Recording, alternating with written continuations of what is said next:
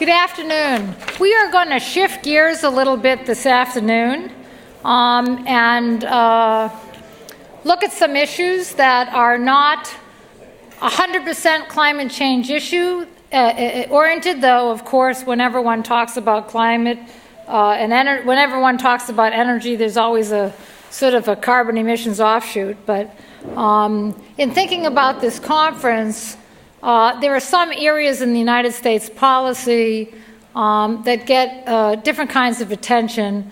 As I said on day one, I'm very into breaking myths and having people be more informed. So for the rest of the afternoon, until we get to that very controversial discussion about the role of the EPA, I thought I would sort of just freshen people's minds to think about a couple of three different things.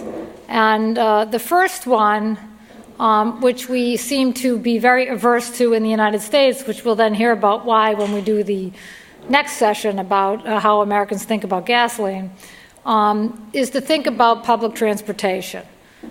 Because whenever you hear debate,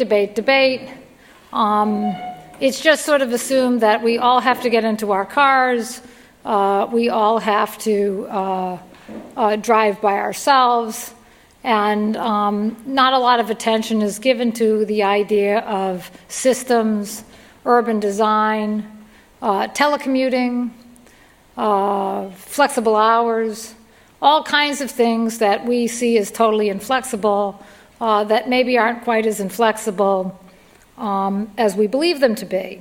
And I had the great honor of being locked up in a 5-star spa in Valencia, Spain. I didn't realize when I accepted to go to Valencia, Spain with the Aspen Institute, I thought, Valencia, Spain? Why the hell are we going to Valencia, Spain? And the second the plane touched down, I was like, oh my God, why didn't I bring my family? It was just beautiful there, and the spa was incredible. But anyway, we were there with, 25 congressmen, Joshua? And there was a lot of very intensive, intelligent discussion, and there was some really stupid discussion.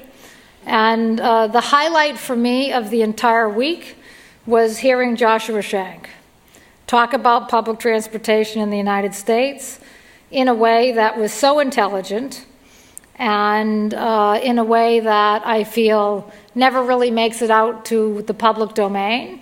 And I thought, well, okay, I can't force the New York Times to give him a 7-page op-ed space, but I can at least have my audience here, my intelligence audience here, have the benefit of his ideas. And so that's why I've invited him to come and keynote with us. He is the Director of Transportation Research at the Bipartisan Policy Center, where he joined the National Transportation Policy Project in 2007. He is an urban planner by training, so that inspires me because I have a daughter here at Rice who aspires to be, she's studying civil engineering and she aspires to be in urban planning. And he was the transportation policy advisor to Hillary Clinton in New York and worked on some bills in that regard. He's also been at the U.S. Department of Transportation Office of Inspector General, and he's been with the MTA of New York, which must be a harrowing experience. And he hails from a PhD from Columbia University, a degree from MIT, and a BA from Columbia, so highly credentialed. Joshua, thank you very much for joining us.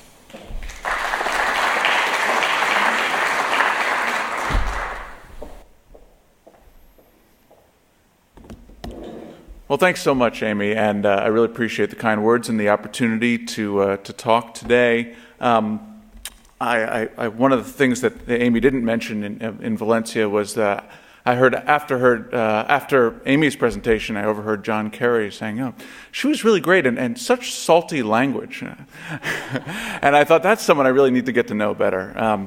So I guess you can tell by the title of my presentation that this is not a simple topic, and it is not necessarily as easy as you might think to use public transportation as a method of reducing energy and carbon contributions. I've titled it after the How to Succeed in Business Without Really Trying concept, because it is really, really hard to think about public transportation as a way to reduce energy and carbon contributions, and you're going to see why.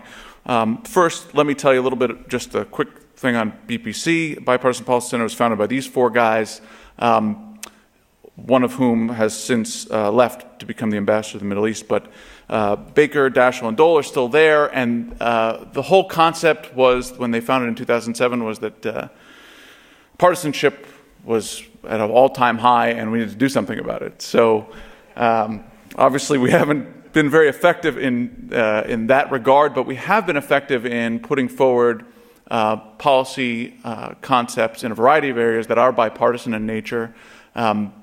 We have a healthcare project that was that issued a report very similar to what was eventually passed, but we couldn't take any credit for it because not a single Republican voted for that bill.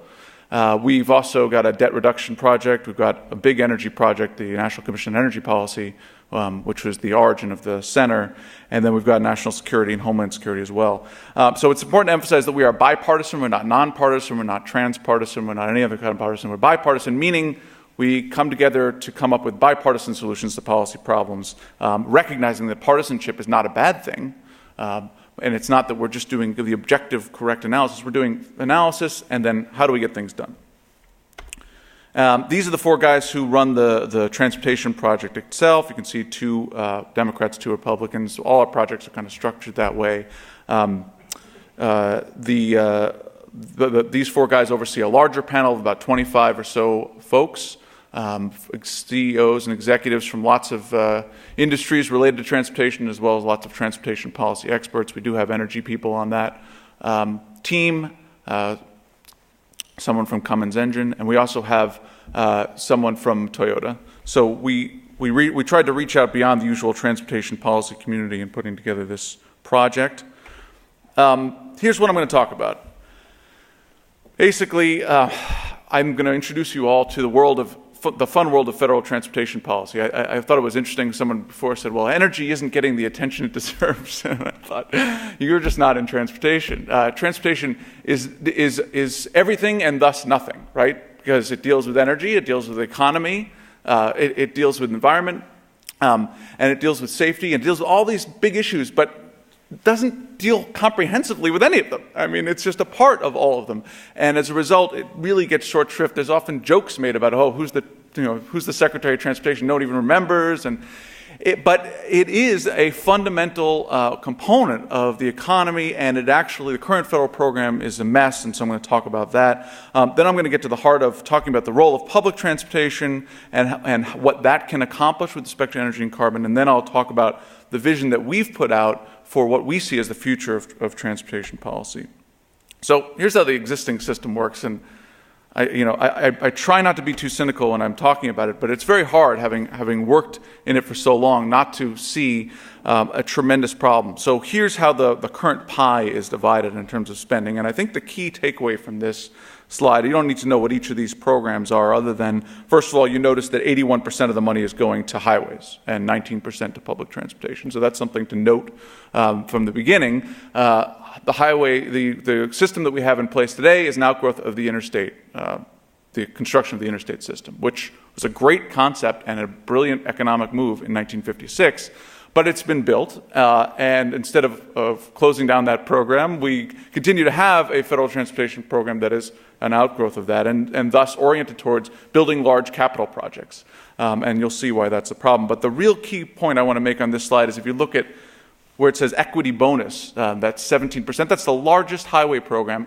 And what that program does is that program messes with the formula for distribution of funds so that states get a minimum return of their gas tax revenues. So in other words, everyone pays in the federal gas tax, 18.4 cents a gallon, to the Highway Trust Fund, and then Congress fights about how do we divide that pie.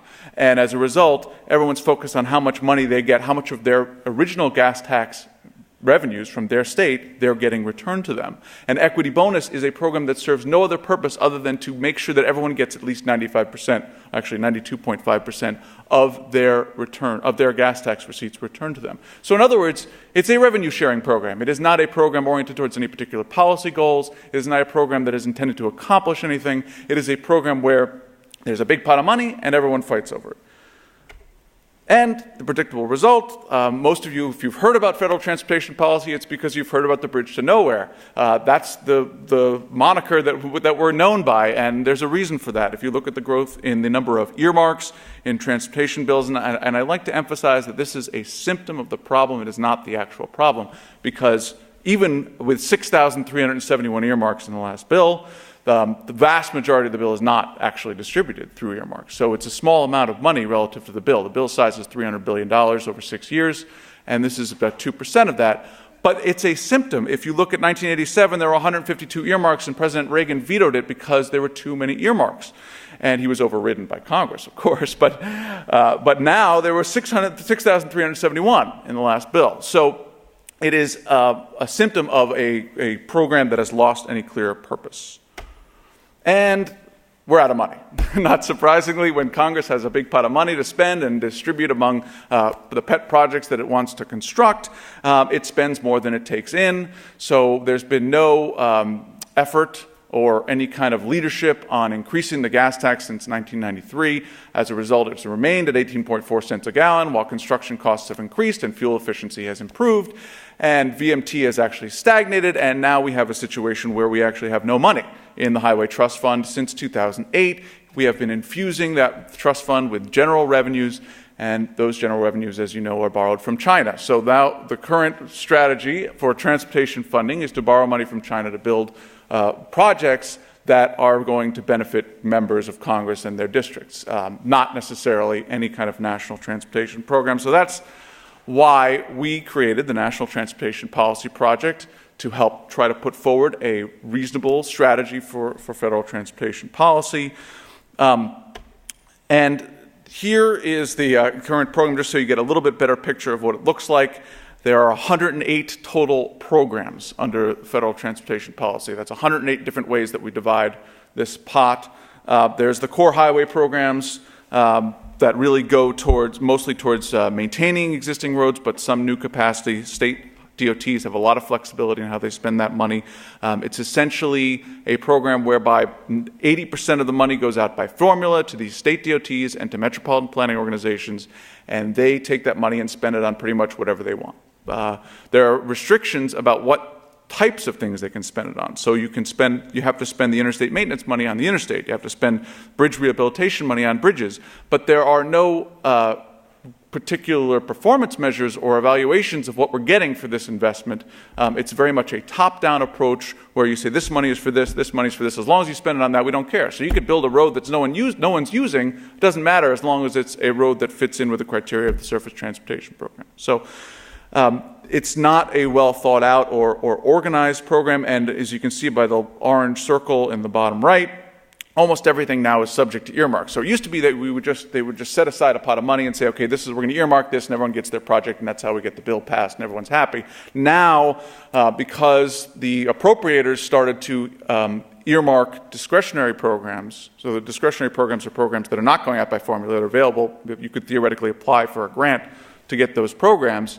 Well, appropriators didn't like that because they didn't want the executive to decide who got the money. They wanted to decide who got the money. So they started to earmark discretionary programs. As a result, the authorizer said, hey, wait a minute, no, you don't get to earmark those programs. We get to earmark those programs. And so now every program, with the exception of new starts, and even that's not really an exception, but almost every discretionary program is fully earmarked. So there's no such thing as applying for a grant, competitive grant program. It's more like you talk to your congressman and hope to get an earmark for a competitive grant program.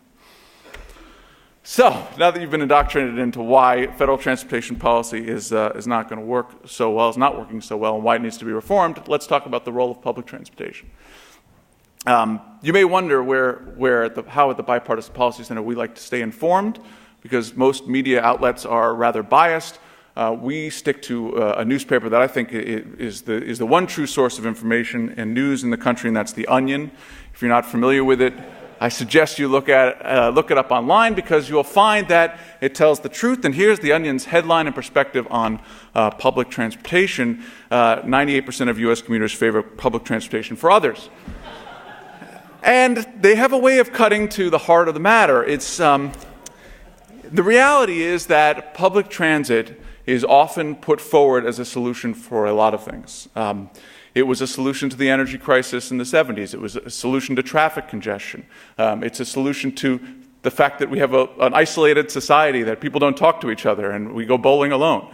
It's a solution to a lot of things, but the reality is it only makes a small dent in those things, and public transit takes a lot of other combinations of efforts and policies to be effective. And so I'm going to talk a little bit about why it hasn't so far really been effective in addressing these issues. Here's some basic stuff you need to know about it. About 5% of people in this country are commuting by transit, obviously very low compared to other industrialized nations, certainly compared to Western Europe and Japan. About 0.5% total growth in its share since 2004, so people had there was a big hullabaloo in the media about, everyone's taking transit when there was a big spike in oil prices. That's what it means, right? 0.5%. It's, when you've got 5 people taking transit and all of a sudden you have 10, it's a doubling, but it's still a very small amount.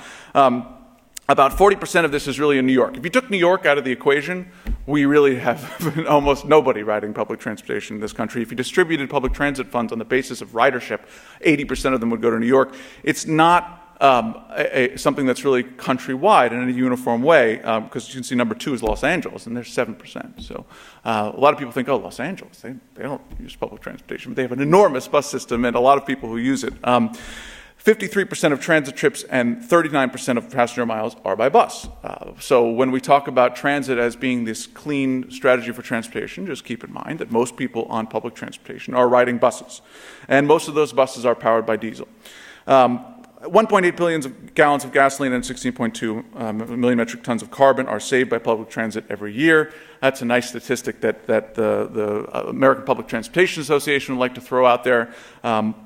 But really, what does that mean in terms of actual energy and climate policy? Well, there was a report recently called Moving Cooler, some of you may be familiar with it, that really got at the heart of this issue and looked at, what if we really expanded current practice in public transit? How much of a dent could we make in carbon emissions? And this report was inspired by the fact that a lot of the focus in transportation, as it has been at this conference, is on fuels, right? And this was saying, let's look at the behavior side. Let's put aside fuels and see if we could change people's behavior, how much that would have an impact on carbon and energy. And what they found was that they looked at expanded current practice and then something in the middle and then maximum effort. I'm just showing you the expanded current practice and then maximum effort. So in order to increase service, 3% annual ridership growth, which would be unprecedented, a tremendous amount of ridership growth, it would cost you $119.5 billion and a net reduction of 281 MMT. Okay.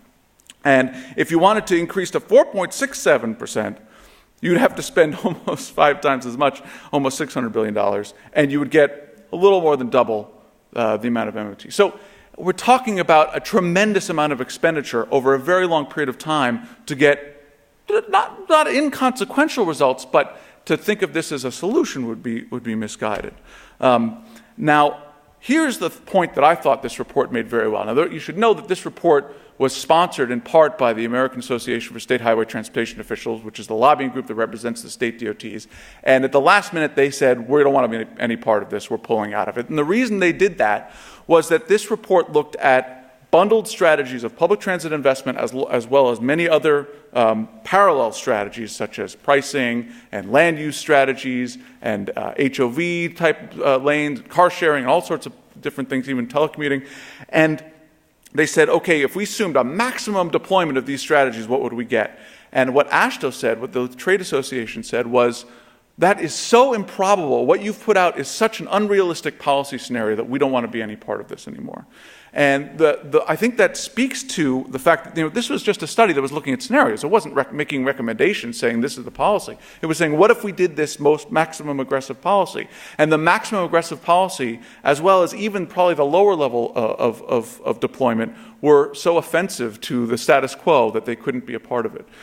So that just gives you an idea of how challenging it would be. And you can see that you get, however, a much different scenario when you bundle transit with other strategies. All of a sudden you're getting net costs that are negative, and all of a sudden you're getting reductions that are much higher. So the benefit cost ratio has just flipped entirely by bundling public transit with other strategies rather than just investing in public transit alone. I think that's a really important point, and you'll see it's reflected in the approach that we have.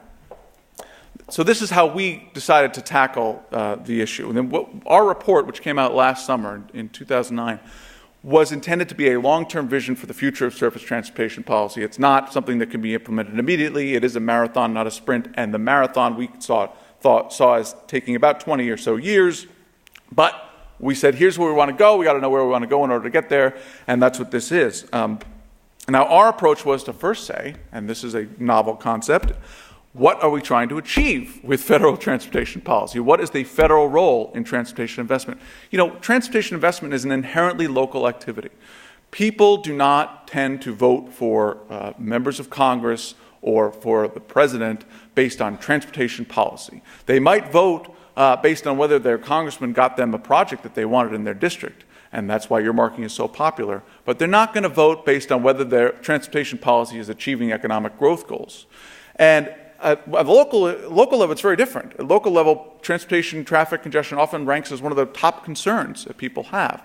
But what we said is, well, what is the federal role as opposed to the state and local roles? And we define these 5 goals as being where the federal government can step in and say, okay, if you're going to spend federal money, we want to see that you're achieving these 5 goals. And they're nothing all that surprising, economic growth being an obvious one. National connectivity, that relates to the interstate system and interstate freight movement, and saying that's a federal responsibility to ensure that. Metropolitan accessibility is the only one that has any controversy associated with it, but when you really think about the fact that 83% of Americans live in urban areas, it's not that controversial. That doesn't prevent the other 17% who are represented disproportionately in the Senate from raising a ruckus about it, but that's the reality, and the economic growth is occurring in those urban areas. Energy security and environmental protection, that's where we stood up and said, okay, this is now a goal of transportation policy. It's not that transportation policy is going to worry about trying to mitigate environmental impacts or maybe think about energy a little bit. This is a goal, and then the obvious goal of making sure that people are safe when they're doing it. So we said, okay, let's take those goals and let's come up with performance measures. And that, because if you have the goals, that's great, but what are you doing to hold people accountable to those goals? And so we came up with these 8 performance measures. Really, I'll talk a lot about the energy environment ones for this crowd, but the economic growth ones are the hardest ones. How do you measure economic growth? Through performance measurement. And economic growth that's related to transportation, that's a result of transportation investment. And it's very hard, and suffice to say that it's not going to happen anytime soon because it's so difficult. No one has any data on it, and we're still working on that. Environment and energy was actually much simpler. And the only issue there is getting people to agree that environment and energy should be a goal of transportation. But when it comes to the measures, measuring petroleum consumption and CO2 emissions seem like reasonable things to do. The issue you run into here is that state DOTs are the recipients primarily of transportation funds. And they say, well, you want me to reduce CO2 emissions? I'm a guy who builds highways. How am I going to reduce CO2 emissions? And the response that we have to that is, it's not money that's going to state DOTs, it's going to states. They may choose to give it to their state DOTs, but we're saying to states, hey, you want this money? We want to see how you're reducing transportation's contributions to our energy security problems and our carbon problems. And you're going to have to find a way to do that. And whether, just because your state DOT has been the one that's been getting this money and been spending it on building highways is no excuse. So that's an interesting issue we've been dealing with. Safety is an even better example of that, right? I think most people know that the drinking age is 21 because of federal highway funds. Federal highway funds were used as an incentive to get states to raise the drinking age to 21. It's the same concept. What we're saying is, you want this money? You want to have federal money and investment? Well, we want to see how you're reducing fatalities and injuries. And so this is the program that we wound up proposing. And I think, it tells me time's up, but it's good because I'm on the last slide.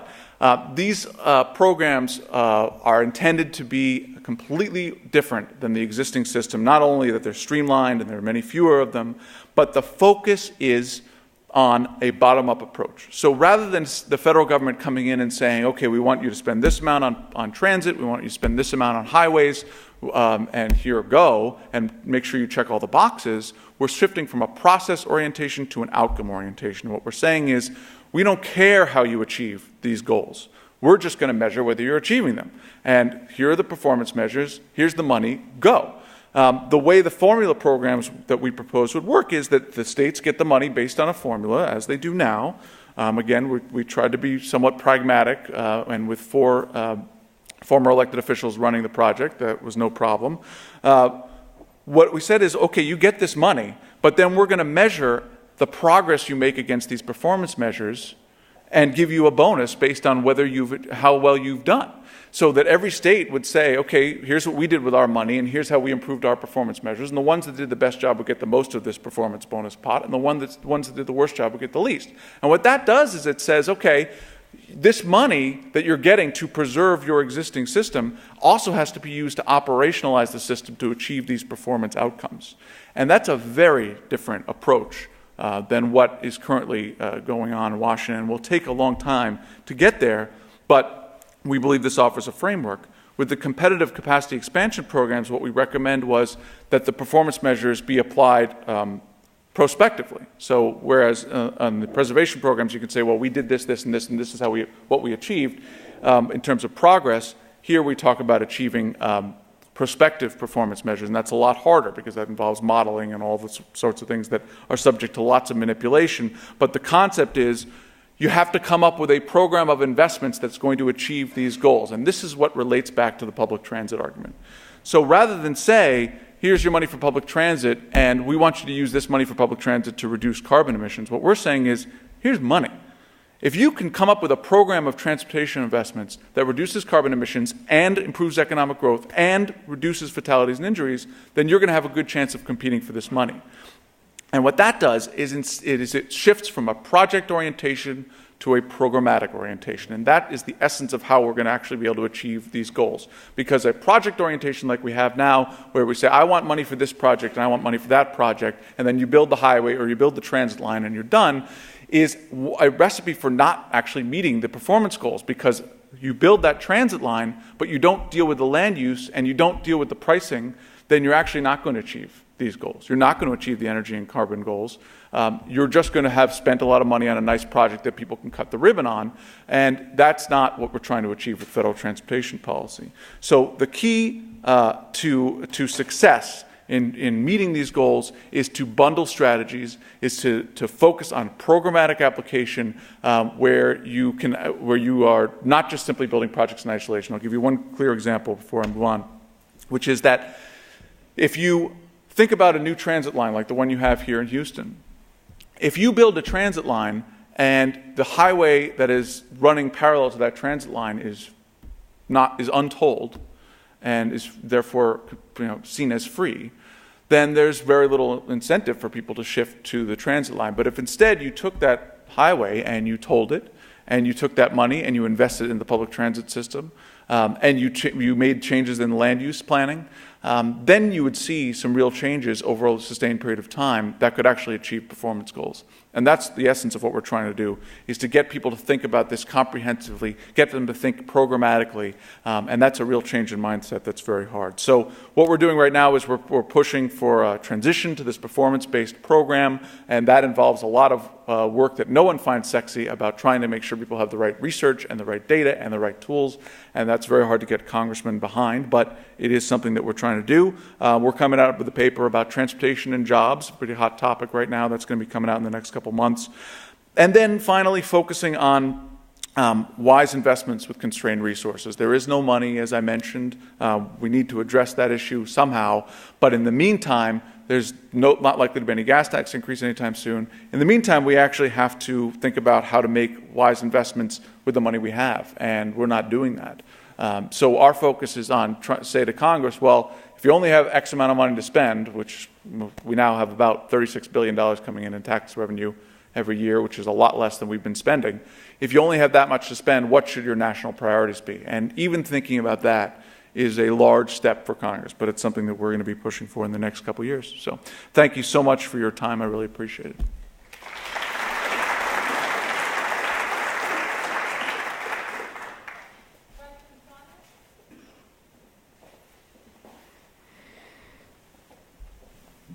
Pretty simple question. I'm sure hard to answer, though. Do you have any sense of the likelihood of this passing Congress? I mean, clearly, this is going to be a very difficult lift, I would think. It sounds very, very sensible and something that we definitely need to do, but how will it happen? Well, I think, as I mentioned earlier, it happens over a long period of time. It doesn't happen quickly. But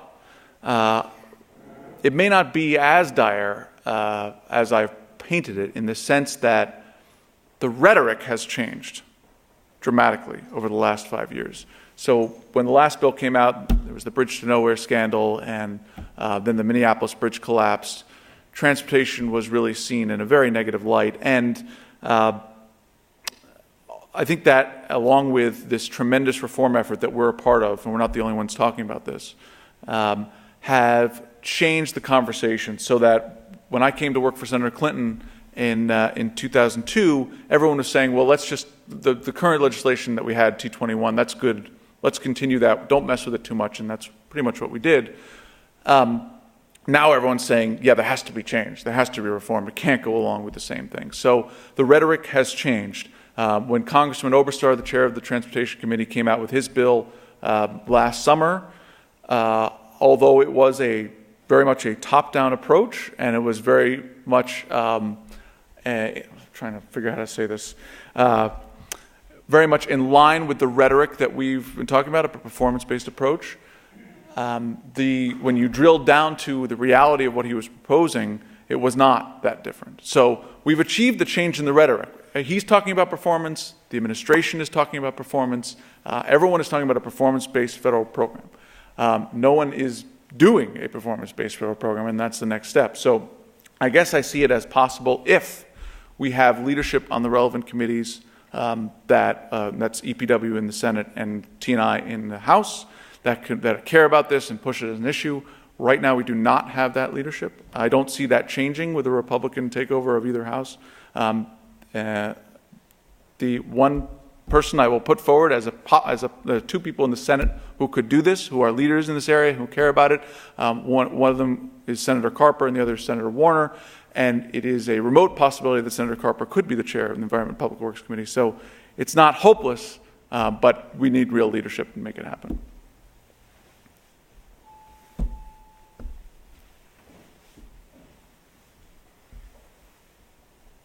Well, as you know, Japanese industry have a great interest in this sort of issue in the United States. You have already explained to us to some extent, but I'd like to have a sort of information if you have any quantitative analysis of contribution of this proposal in terms of emission reduction. So this is the problem with a bottom-up approach. The answer is no. And this is the problem with the bottom-up approach, and it's a problem with the approach that we've put forward, which is that we're not saying set a target of emissions reduction and then meet it, which has actually been the approach that Chairman Oberstar has put forward and others. We're saying rather than targets, we want to see progress. And progress is very different than targets. So the reason we chose progress instead of targets and saying, here are the outcomes, let's see the progress you make against a baseline, is that we thought it would engender competition. And we thought states and metropolitan regions could compete with each other, and that's how you get innovation. That's how you get groundbreaking strategies. I'll give you an example. Senator Warner, one of the reasons that I tout him so highly is that he was one of our original members before he decided to run for Senate when he was a former governor. And what he said to us was, as a former governor, I wish the federal government would come in and tell me what performance outcomes they'd like to achieve, because then I can use them as a scapegoat when I want to do something that's controversial. And that's just reality. If Virginia, the state of Virginia, wants to deal with a transportation problem, it's going to have to price its roads more effectively, rather than the way it does now, where it has a very low gas tax and it does not have any kind of toll road to speak of. And until you do that, until you have a system of pricing that's actually reasonable and you get the prices right, you're not going to fix your transportation problem. And what he was saying was that I can't get that done. Politically, it's too hard. But if the feds say, I got to do it, or else I'm not going to get the money, then maybe I could do it. And so that's the whole concept, is to focus on outcomes and progress rather than targets. And the downside of that is we can't say this will reduce emissions X amount, this will reduce carbon that amount, because it's going to depend on the innovation that people come up with and the competition that's engendered. All right, thanks so much.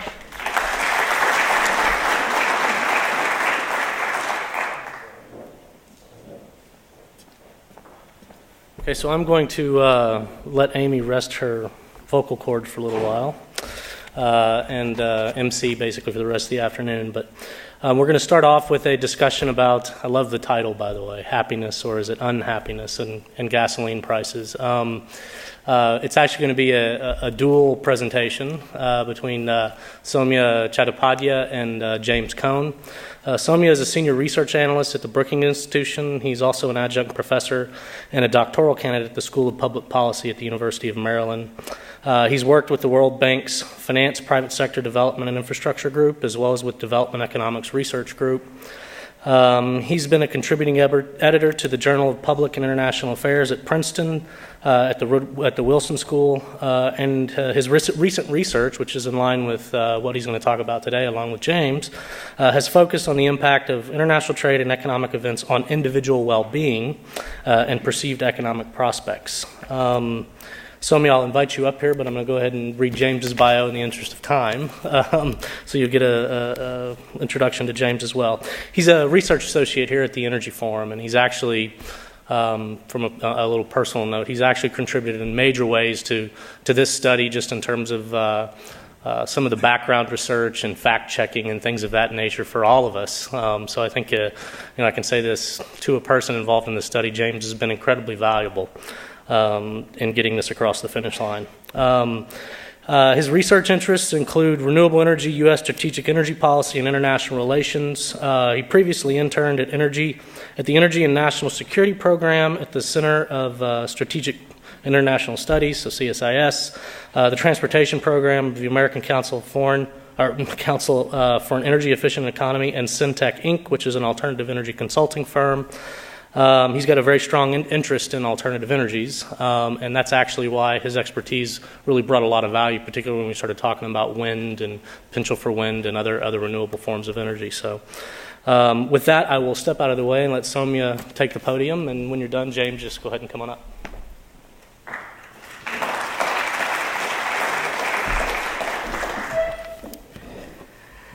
Good afternoon. First of all, thank you all for inviting me and Brookings Institution, and I think I speak not just for me and Brookings and Carol, but also for the rest of the presenters here for the last 2 days, that we've had a terrific time, and it's been a privilege and really a fun gathering to share our perspectives at this forum. Okay. This is basically a sort of joint collaboration between Brookings and Baker Institute. I'll be the first to admit that I'm not an energy expert. Gas is something that I just need to fill up in my gas tank, and that's where I come in as a consumer and not as an analyst. So that's where we're piggybacking on Baker Institute to tell us about what the implications of some of our research has in terms of studying how gas behavior or gasoline prices and all those kind of things can actually affect individual well-being, which is the part that we are a little more comfortable with. Okay.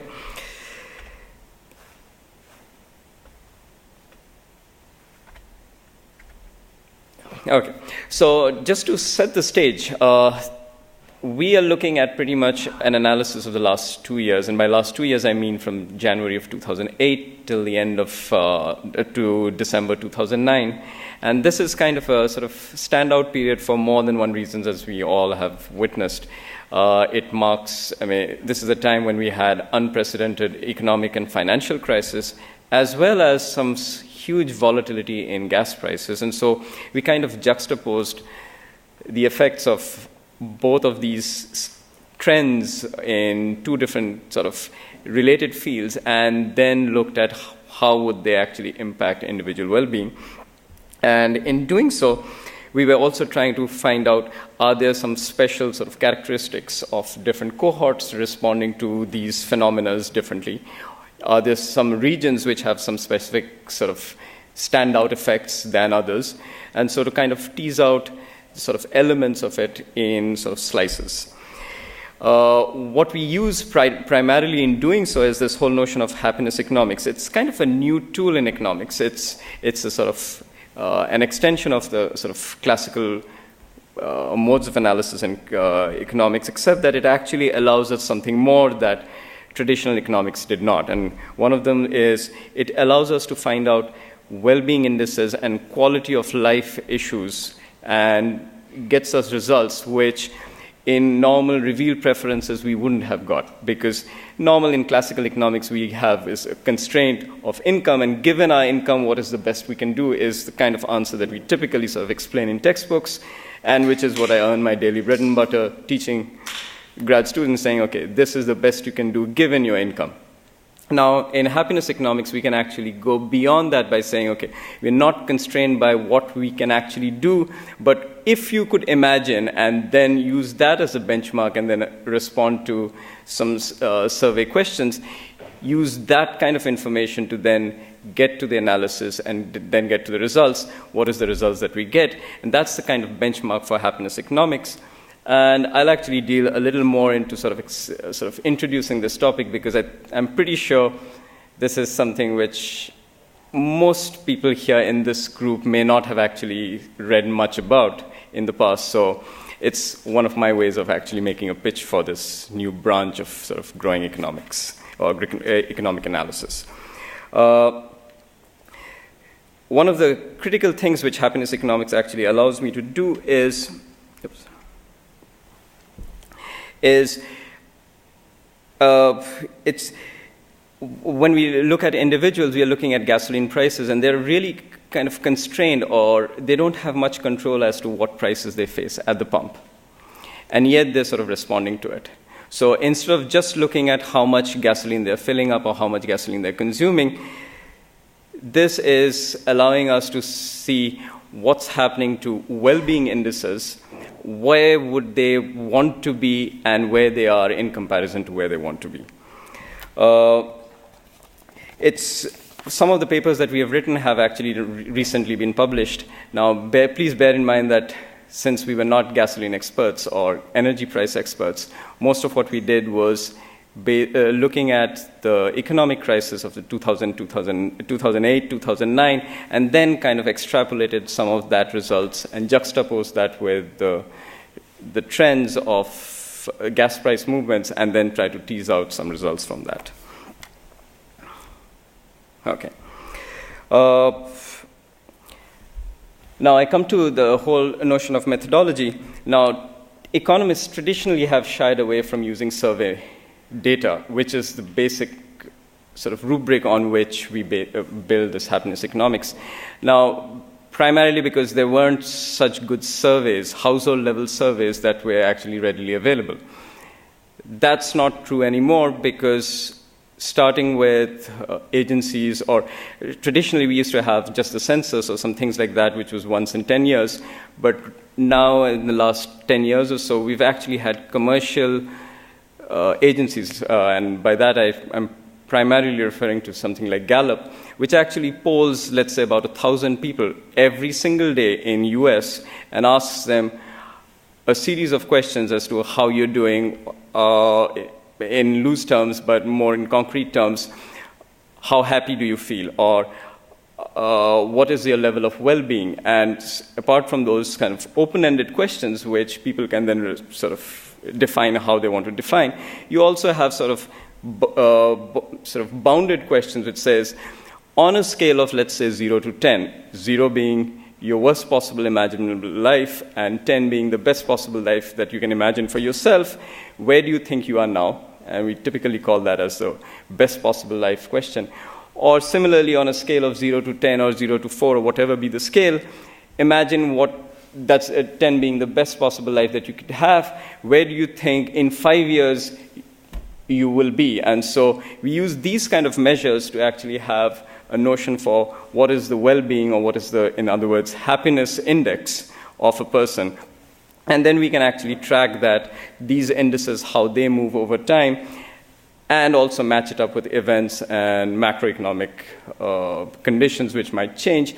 So in other words, we are able to transpose macroeconomic events or events which are happening outside, beyond the realm of the direct control of the individual, but then look at or tease out the effects on the micro individual agents. So macro effect on micro behavior is what happiness behavior or happiness economics allows us to kind of do. The proof of the pudding is, well, in the results, and it's kind of remarkable how consistent our results seem to come out, whether we are looking at US data, which is by far one of the best recorded ones, to other world polls. Gallup has the world poll, but then there are other Latino Barometro, which captures how people respond in Latin America or in Europe, and so on and so forth. So it's remarkable how consistent the results come out. So in some ways, we have a good amount of certainty in what we can say. You'd be curious in finding out what is the major determinant of what results in well-being, and income definitely is. But then there are some paradoxes. It's not a clear-cut story that income results, improvement in income results in well-being. That is true up to a point, so that there's this Easterlin paradox, which says that on an average, wealthier countries have higher average well-being indices. But then the story is not so clear. As one country moves up in the income ladder, it seems that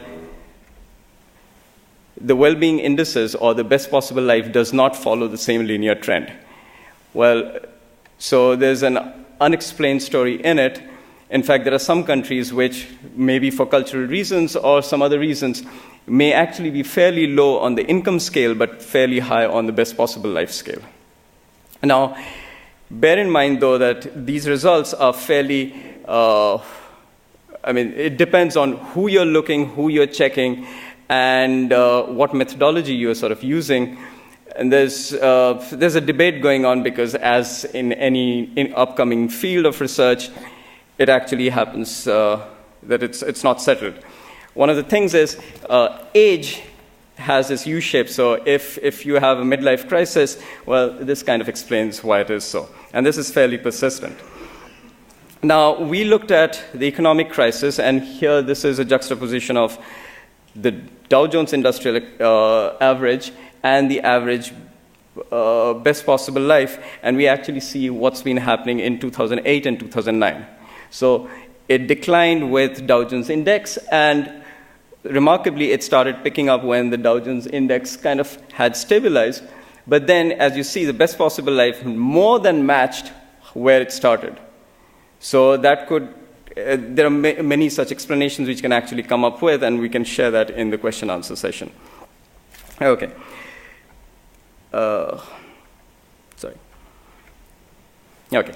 Where does it come up? Where do we actually take this into our gasoline price study? Well, we include data from gas prices, and there are three major hypotheses we actually test along with other data from other sources. One is, what does gas price changes have as an effect on well-being? Do they actually have some patterns within income groups and regions? And if we were to sort of evaluate or put a valuation on sort of income comparisons of when gas prices rises, how much is the equivalent decline in income? Can we make some sort of definitive statements about those? So this is how the average national gas price changed over the same period that we were looking at, and how the best possible life index average also changed over the periods. Now, we broke it up into three periods. The first period is the financial pre-crisis, the second period is the financial crisis, and the third period is the post-crisis recovery phase. And you actually look at the two shaded sections, they're kind of remarkable because in one section, within period 1, as gas prices were rising, best possible life indices were declining, which stands to sort of general reason. But if you look at the second shaded section, that also corresponds to another price rise in gasoline, average prices across the country. But at that time, BPL was, if not declining, it was at least, it was perhaps even increasing. So how do we sort of explain this paradox, or how do we actually explain this dichotomy? Well, one thing to make sure is it's a very complex story where the middle income groups, which is what I have on my diagram on top, the second, third, and the fourth quintile actually spend a lot more money of their income on gasoline expenditure. But if I compare that with the next slide, which is when gas price changes, it actually has a negative impact on the lower income groups, and that's what's shown on the top graph, the left side. It actually has a positive effect on the higher income groups. And so one of the conclusions we draw from this analysis is that change in gas prices has differential results or differential effects on people. For the lower income groups, it's typically the budget constraint story, that when gas prices go up, people are constrained, they can't spend as much. Whereas for the higher income groups, it's more of a signaling effect that the economy is now gone through the worst phase, it's actually picking up. So they see more as a sort of opportunity rather than as a constraint. And so there are many things happening at the same time during this financial crisis, as well as the sort of gas price spike. Also, in terms of regional variations, in the previous one, we saw the Midwest and the South spending a lot more on gasoline, but the responsiveness, let's say, of the Rocky Mountain regions is the most to a $1 increase in price. They are the most sensitive. To summarize, well, one of the things is gas price increases does hurt everyone, but the effect is sort of not uniform across the board. The low-income groups actually have a much more dominant negative effect when gas price rises because they're income constrained more than the higher income groups, which actually sees as a kind of a different signaling mechanism rather than a constraint mechanism. There were different periods. In period 1, which is the crisis period or pre-crisis period, decline in prices was negative, whereas in the third period, again, as I said, it was kind of reflecting that perhaps we've seen the worst through, and maybe increase in price is not so detrimental, despite the fact that many people had lost jobs, many businesses had closed down. It was just basically a harbinger of perhaps good times to come in the future. So how people respond and they adapt, I mean, our research here and before this have a very sort of consistent story of how quickly people actually adapt. What they do not seem to sort of adapt well is the uncertainty, even if it's, I mean, they have a higher appreciation of adaptation to an definite adverse sort of event rather than an uncertain future. So when I know for certain that gas prices are going up and I know that's happening, that's a different thing than when I do not know which way is it going to change over time. And then certain regions have different adaptation, and there's always the story of California where prices are always higher than the rest of the country. A $1 increase or a 1 cent increase there has less effect than in other parts of the world or other parts of the country because they're used to such higher prices. I leave the whole notion of equivalent income effects and the sort of the implications to policy to James. He's better versed in explaining those. So hello. Yes, just click. Other conclusions, but I will focus on one that will hopefully get you awake, will be eye-popping. So if you just look at the data in period 1, so this is the pre-crisis period. I mean, I was walking around here, there's interns that I work with, and I was just like, look how perfect this data is. I mean, like, I wish I could just, like, falsify this. It's like I came up with this. It goes down, and as soon as gasoline prices plateau and start going down, answers go up. It is, like, absolutely perfect. And we can compare this to period 3, an increase over there. But what is the magnitude of this effect? And this is where it really gets fascinating. That was about 0.2 to 0.3 on the scale from 0 to 10. And we can look at countries all over the world. This question has been asked in over 150 countries, and there's this very nice log linear relationship. A doubling of income is equal to about 0.6, or so halving of income is a loss of 0.6 in terms of this BPL measure. So 0.2 to 0.3, you're talking about a loss of about a quarter of income in income equivalent terms. This is incredibly large. If you're just thinking about gasoline, this should only be like 2% or so. And yet we get 25. So you have about a 10 times the magnitude. So if people were just perfect robots and $1 change in their income was perfectly corresponded to their well-being, you shouldn't get anything like this. So $4.11 gasoline should have a $4.11 effect. Instead, it's more like $40 a gallon. It's not $150 a barrel. It's like $1,500 a barrel. It's an incredibly large effect. So what is going on here? And then we can go into very intriguing psychological issues. I mean, first we have to look at income. And income obviously plays a role, and people adapt over time to income changes. But usually this is like 3 times. So people get a promotion, they get a little bit more money, they get very happy, and then it tapers off after a while. But there are other issues as well. So there's a particular kind of uncertainty. We have a lot of other survey data that we're able to pick up. Gallup did a wonderful job, as well as a bunch of other news places.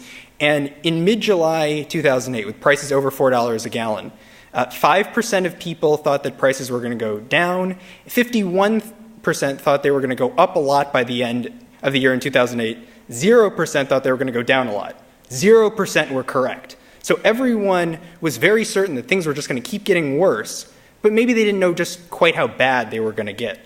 There are feelings of helplessness and powerlessness. There's very little people can do. Prices went up by 40%, but consumption went down by about 4%, even though almost everyone responding to these surveys said that they were doing something. They were taking their most efficient transportation or combining their errands. There's feelings of anger. There's a lot of surveys that say people feel manipulated by these higher prices, and then disgust. You're actually paying these people who are manipulating you. And there's potential for diminished status of larger vehicles. That if you're in a larger vehicle, I mean, there's feelings of maybe adventure, but then this is combined with like maybe sense that people consider you wasteful or something. So it's this tension there. And large vehicles also had the idea that no one would affect you. If you got into an accident, you would not be hurt. Maybe the car would flip over, but no one's going to hurt you. But with high prices, you're actually very vulnerable. Other people are hurting you. So there's a lot of psychological things going on, and that's just in the short term. In the long term, you have fear of future higher prices, fear of macroeconomic losses, fear of terrorism. I mean, if you combine Amy's work, I say 10 times, that's only the short-term immediate effect. You add macroeconomic losses that have been studied a lot. You add issues with this contributing to economic crises, and you could easily be talking about more than 10 times. And then there's this magnifier effect. So just the way gasoline is sold is very unique. I mean, you see the prices everywhere. I mean, you drive down, you see the prices every single day, you pay, and you're only paying for that. It's very different from just going to a grocery store and paying for 20 things at a time. You cannot miss the prices. So with all these psychological things going on, you can imagine that the shock in 2008 could have been pretty bad. But then what was going on in 2009? Why didn't that have an effect? Well, I mean, potentially it didn't get to unprecedented levels. Also, we know from survey data that it didn't exceed expectations at all. Expectations were that it was going to go to about $3 a gallon in 5 years, so it was less than that. There wasn't much news coverage about it. There's something called the anchoring effect. So people's conception of what a high price would be, $2.70 a gallon? Nah, whatever. I mean, I paid $4.11. I mean, it's not good. I don't like it, but it doesn't bring up these incredibly strong negative emotions that are probably at play in 2008. So we can make some kind of broad policy implications from at least the start of this work. I mean, no one's really tied happiness and energy before, but we can make some initial conclusions. I mean, all else being equal, this would promote a stricter fuel economy standard. This is a large cost that we seem to have overlooked. So if you have a cost, in general, you should be willing to pay more or accept more for higher fuel economy, so you don't have this effect. You may want greater SPR flexibility to try to reduce the magnitude of the effect. And for CO2 prices, I mean, all we can say is if the CO2 was economy-wide and was affecting gasoline, you probably want to constrain that price so much, to some degree. You don't want the prices skyrocketing at any point. You want to keep it limited. Don't freak people out. If it was just a utility-only cap, we can't exactly say what it would be. I mean, we didn't test electricity, and unlike electricity, you don't have that magnifier effect. I mean, you don't have your electricity price in kilowatt hours right now blasted on your wall, and you don't see that every day.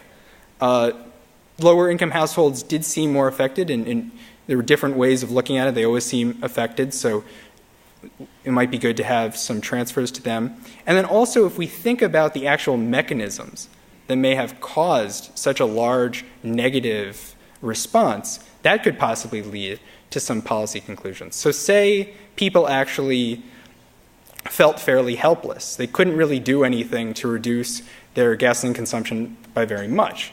It's possible that if we gave large tax breaks for telecommuting during the price shock, this would give more people options for what to do, and they would feel better. This is what psychologists would call resiliency, that even though the price shock is as large as it would be before, people are more resilient. This is kind of like the idea in climate change of adaptation. And also with lower income households, as Joshua was talking, maybe the magnitude of the effect that you would have from public transportation on an aggregate scale in terms of how this would actually impact overall fuel use is relatively minor. But the effect on people's well-being, if lower income people are affected more, could be quite significant and disproportionate to how much fuel you're saving or how much CO2 emissions you're reducing. So we'd be happy to take any questions. Any questions for James or Sonia? Or anyone who's, okay, has anyone ever heard of happiness economics before we talked?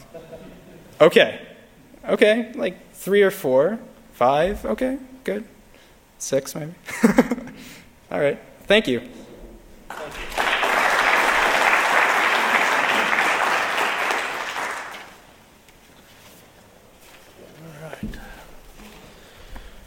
Okay, so next up we have David Mares, and he's going to actually talk about lithium in Bolivia. I mean, this is obviously an important issue. We think about electrification of the vehicle fleet, and you think about moving to sort of more battery technologies. Well, lithium's a key component in that equation, so one has to wonder if moving to that sort of a world doesn't just buy some different sorts of problems that we're moving away from. David is a Baker Institute Scholar for Energy Studies, and he's a professor of political science and adjunct professor at the Graduate School of International Relations and Pacific Studies at the University of California, San Diego. His research and teaching interests include Latin American energy politics, the political economy of drug policy, defense policy, civil-military relations, and the use of photographic imagery in politics.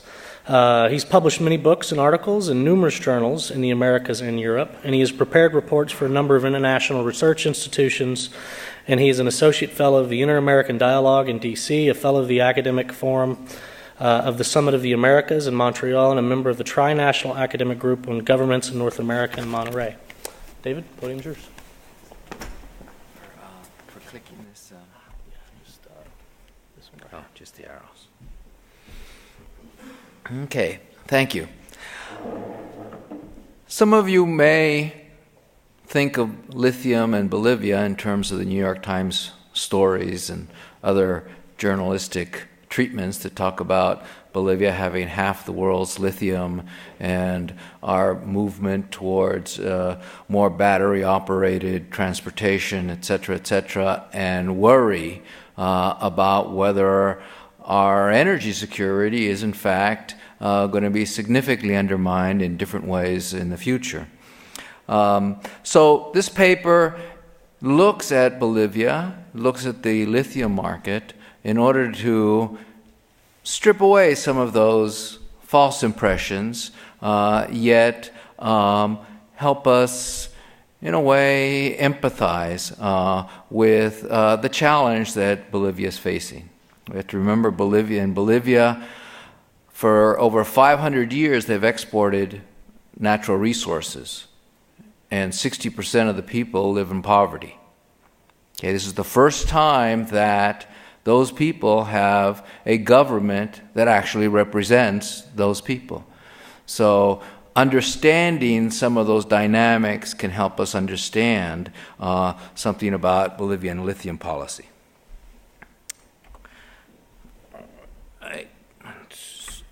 Issues.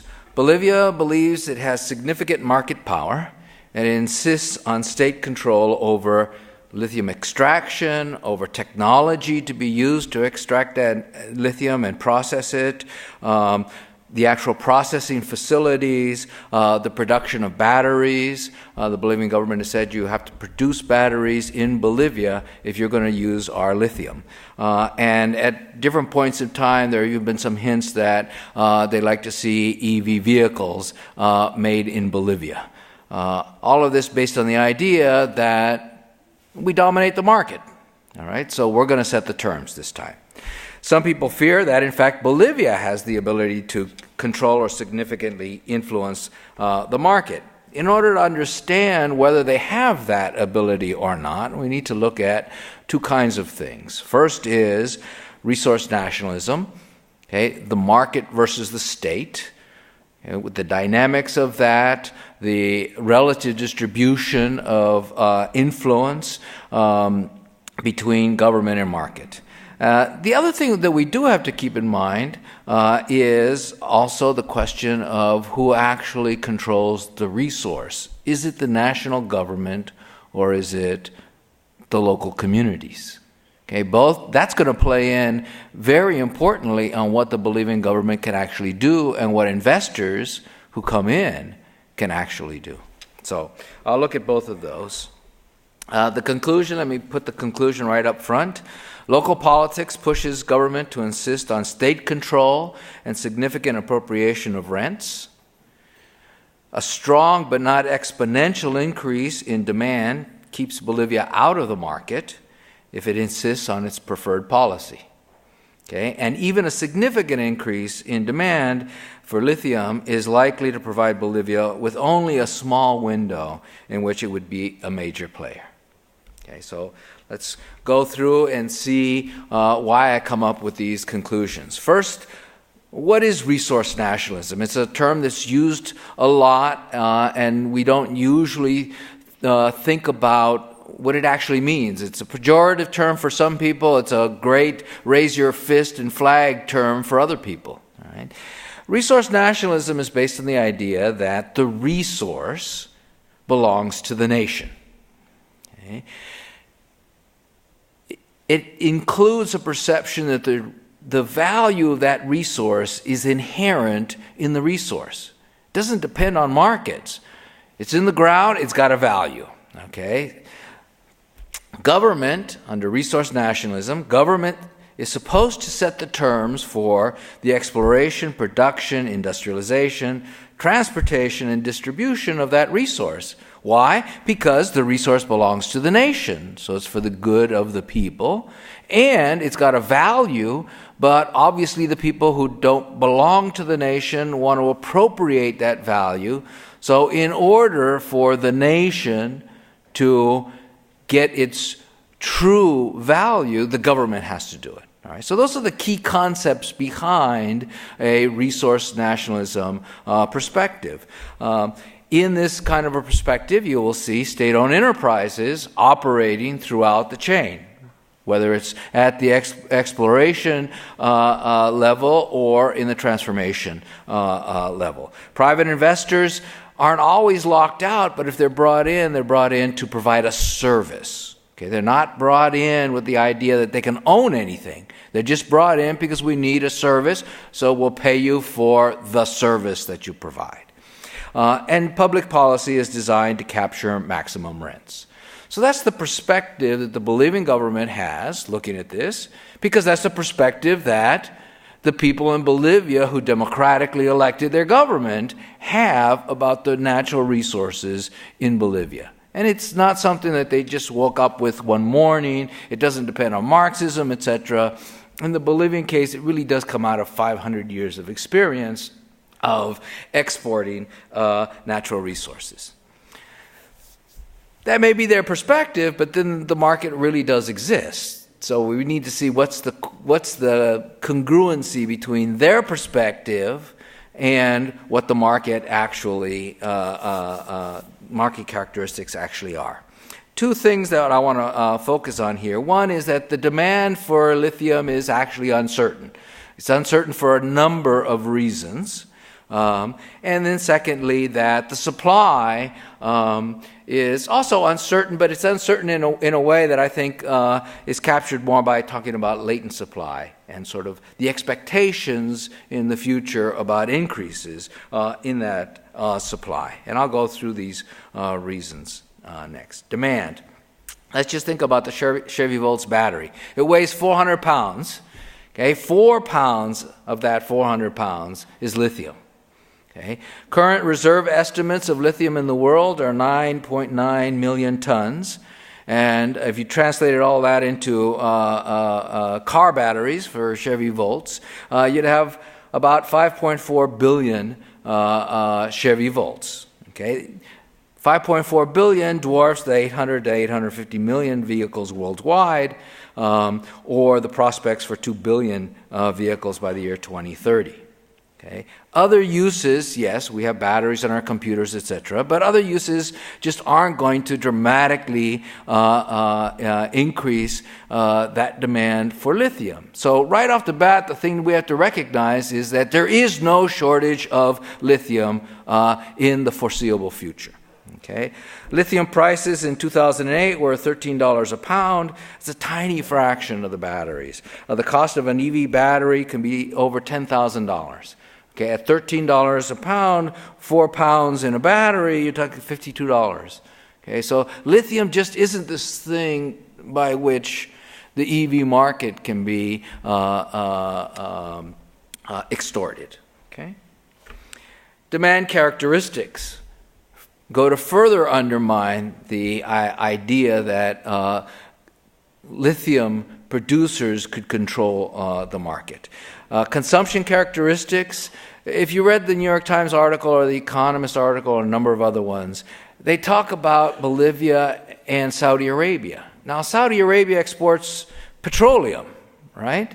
And if you have a car, right, you go and every week you fill up your car. Or if you got a gas guzzler, every 2 days you go and fill up your car. Okay? If you have an EV vehicle, you have a battery in there, and the lithium's in the battery, and when you bought the car, you bought the lithium. And you don't need to buy lithium ever again as long as you have that battery. And if that battery lasts 10 years, you bought lithium once in 10 years. That's it. Okay. Technology. Basically, to increase the efficiency of batteries, okay, ultracapacitors, different technological innovations to allow us to go farther on a battery to make the battery last longer, it cuts down on the demand for lithium. Okay? And then ultimately, recycling.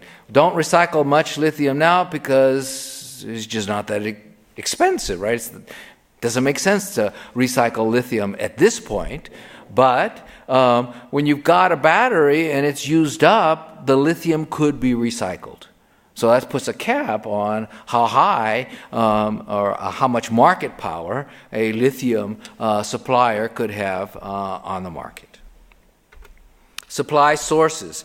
Continental brines are the chief source of lithium, and you find these in the salt lakes. Bolivia's got the biggest salt lake in the world, the Salar of Uyuni. So that's the dominant place where you'll find lithium, but it's not the only place. Geothermal brines are out there. There's a company in Mexico now, actually I think it's a Nevada company. It's got a business in Mexico, and they're looking into drawing lithium out of their geothermal brines. As the price goes up, clearly that source of lithium will come on.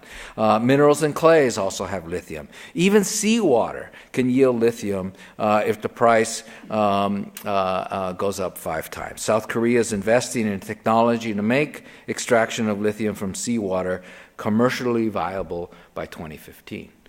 Okay, so there are multiple sources out there where we could get lithium if it turned out that we needed more lithium than the continental brines out there could provide.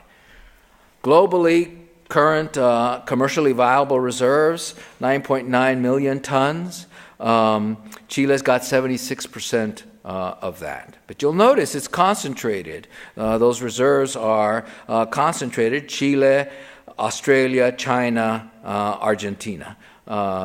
In terms of production, okay, they're the dominant producers.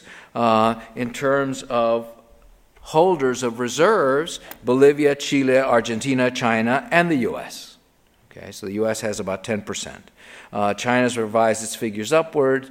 There's disagreement about how much potential resource is out there. USGS, this is before the Afghanistan discussion. But USGS says it's about 25.5 million tons. Evans' study says almost 30. Roscoe says 30. The International Lithium Alliance, an industry group, says 38.5 million tons out there. This is the Salar of Uyuni. It's a tourist area at 12,000 feet in Bolivia.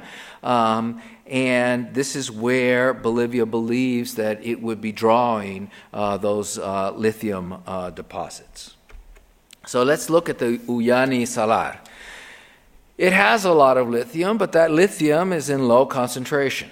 Okay, what does that mean? It means that you've got to drill more and you've got to build bigger pools to accumulate that.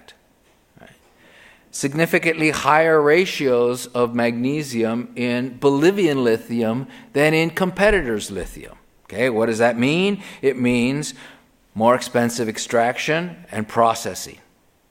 Okay, the Bolivians have been trying to push technology forward in order to make advances in getting this magnesium out there, but it means that at this point, Bolivia would look like a high-cost producer. And then there's seasonal flooding of the salt flats, which slows the evaporative process.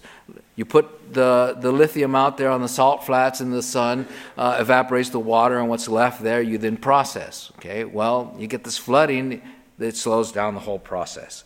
At 12,000 feet, this is an isolated area, not just because it's high, but because it's been ignored.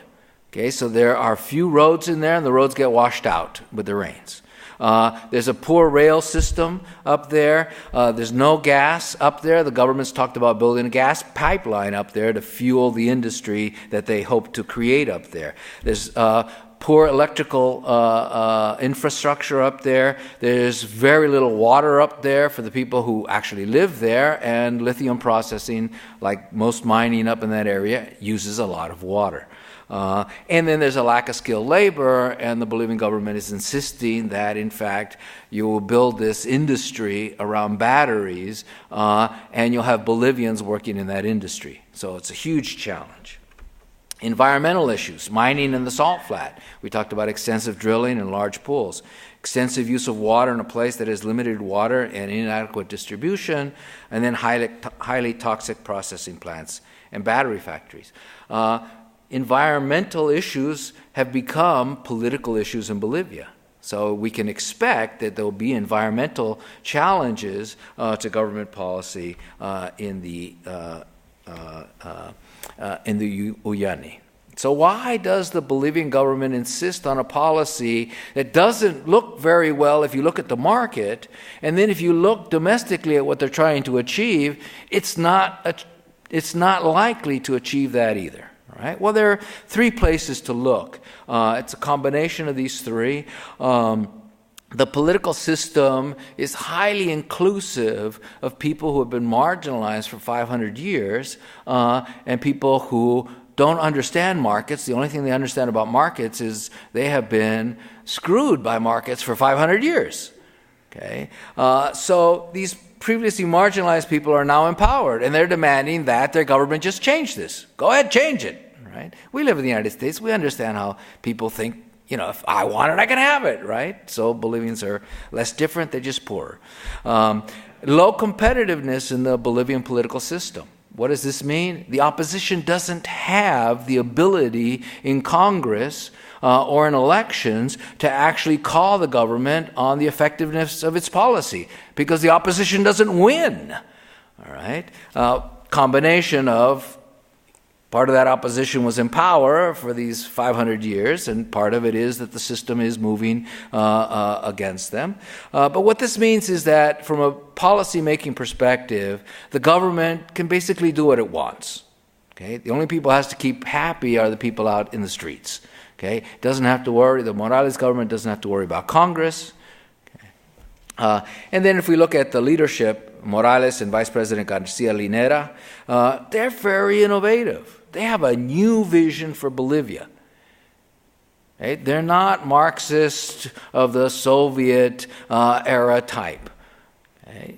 They believe that markets are manipulable, but they believe they're manipulable for the benefit of Bolivia, not for the benefit of Hugo Morales or the vice president, but for the country. So they're well-meaning, they're innovative. That means they come up with all of these great ideas. Okay, plurinational. Bolivia is officially now a plurinational state. That means that ethnic groups have their own identities, they have their own visions of the world, and the country has to accommodate that. And they're willing to take high risks. They didn't get to where they are without being willing to take high risks. Morales is the first indigenous president of Bolivia. He's the president of the Coca Growers Union. Okay, he was president of the Coca Growers Union when it was illegal. Okay, when the military went out there and busted heads and killed people who grew coca. All right, so he's very risk acceptant. So you got a situation where the people are clamoring for immediate difference in the way in which the country's resources are being used, a government that has no real opposition to it in the policymaking process, and that is led by two people who have big visions and are willing to take big risks, and you get the Bolivian lithium policy. So to conclude, to reiterate my conclusion, local politics continues to push that Morales government in this direction. It's not going to work for Bolivia.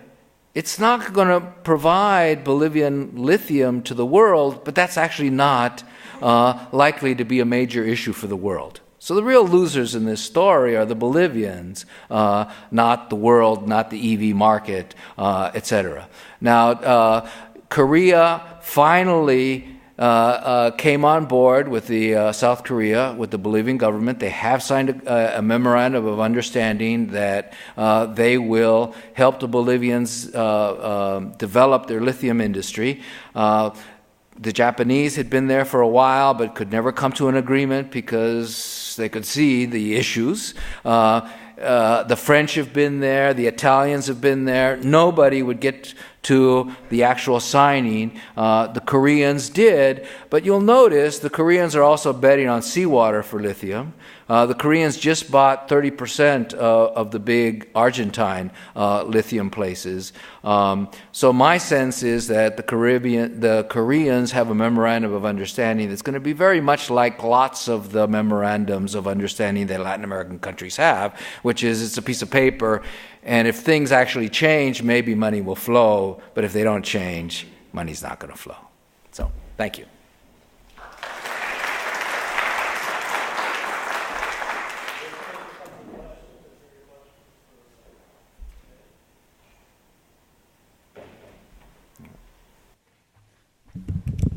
I want to thank you. That was really fun and informative, and it really does. It is a good example of this idea that people are constantly trying to find some reason why why we can't have battery electric vehicles, and as if they had discovered some new idea, they very solemnly say, we're swapping a dependence on foreign oil for a dependence on imported batteries.